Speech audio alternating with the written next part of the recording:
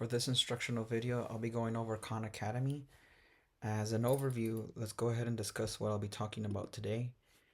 First, I'll talk about what is Khan Academy, its key features, the benefits, some examples, tips for implementation, and then finally, my thoughts. All right, the first question we want to answer is what is it? What is Khan Academy? Khan Academy is self-described as a team with a mission to provide a free, world-class education for anyone, anywhere, a personalized learning resource for all ages, with practice, exercises, instructional videos, and personalized learning dashboard. Khan Academy empowers learners to study at their own pace, both in and out of the classroom, covering subjects from kindergarten through early college, including math, science, reading, computing, history, art history, economics, financial literacy, SAT, MCAT, and more. Khan Academy focuses on skill mastery to help learners build the strong foundations they need to succeed in higher education and in their careers. Basically, it's a free learning resource, and it covers many subjects. Additionally, a key component is that it's free, and I think this is what captivates the attention of many teachers in education, is that it's a free resource for us. As soon as you log into your free Khan Academy account, one of the first things that you can do is roster with Google Classroom. So that just makes it a lot easier for teachers to roster Khan Academy, have the kids log in. It just makes things a lot simpler. Up here we have a few tabs, but what we want to take a look at is when you first log in, you can take a look at what you want to assign to your students. This is your teacher dashboard. You can assign by unit. I've differentiated my class, so I've added second grade content as well, and that's just really great for differentiation. So it's one of those key features that helps all learners, and you could differentiate it more if you like, but in my case I just did it for 2 grades. So you can have your students on their own path by differentiating. As well, if you go up here and click on teacher dashboard to go back up to the top, we can take a look at some AI tools that Khan Academy calls Khanmigo tools. So if we click on view all, we can see all that's available to us, and they're nicely grouped up here. So let's take a look at a few, starting from learn. I'm not going to go over all of them in depth, but I will just simply list them and maybe just elaborate on a few. But if you like, you can go ahead and pause the video so you can read the description of each Khanmigo tool. So in the learning Khanmigo tools, we have ChatGPT, Refresh My Knowledge, where you can go ahead and type a topic and find some more information. Let's go over to the support.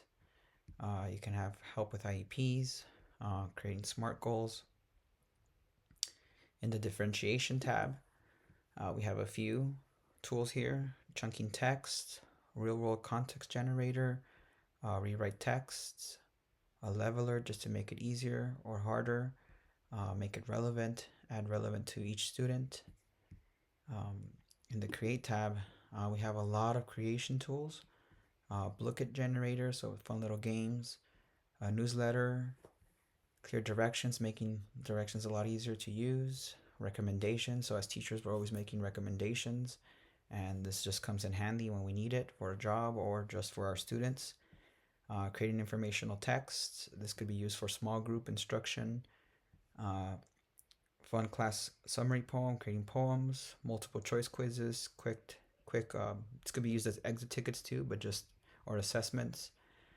Generate questions of a content. You could upload a PDF and create questions. This comes in handy around this time of the year when we're doing report cards. So report card comments and a rubric generator. In the planning section, we'll come back to class snapshot because this is the one that we will really be taking a look at. But the other tools are discussion prompts, create a quick exit ticket, lesson planning. Some days we just need a little inspiration, and this is where this Khanmigo tool comes in handy. Lesson hooks. Some of our lessons are not that engaging sometimes, and this can help with that.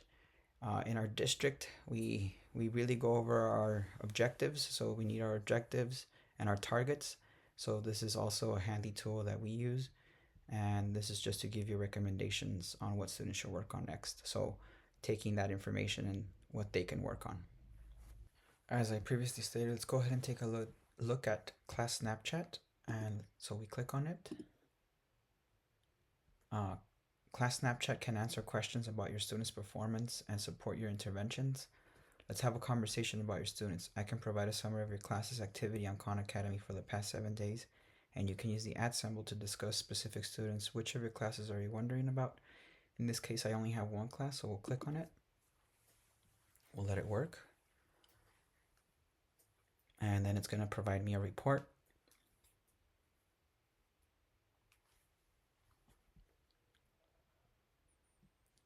All right, we'll start from the top. Let's dive into the recent progress of your class. My class, remember, I can only provide data for the last 7 days. Here's a snapshot of their activity. Minutes, they've done well. Their goal was 30, but they've done 61. The assignments, we're not doing too well on that. The exercises as well, something's going on.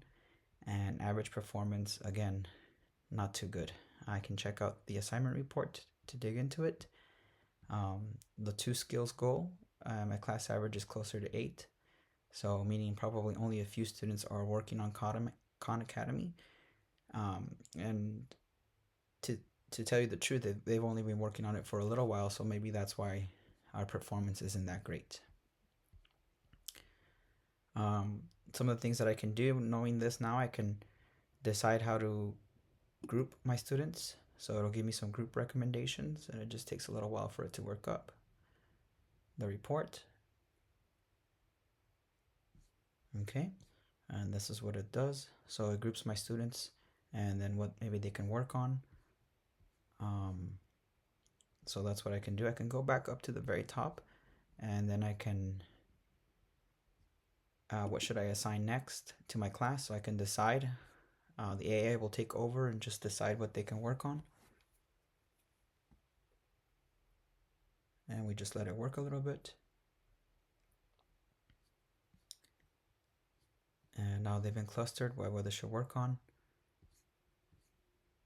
I can assign it to group 1, for instance, and then I can go ahead and just set it and go, and then they can get their work. For the grouping, I was a little bit more curious, so I went ahead and asked which students should be celebrated for their work on their assignments, and then it generated this list of the students who should be celebrated.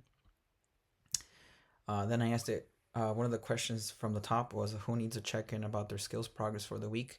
So these are the students who I might have to go ahead and check up on.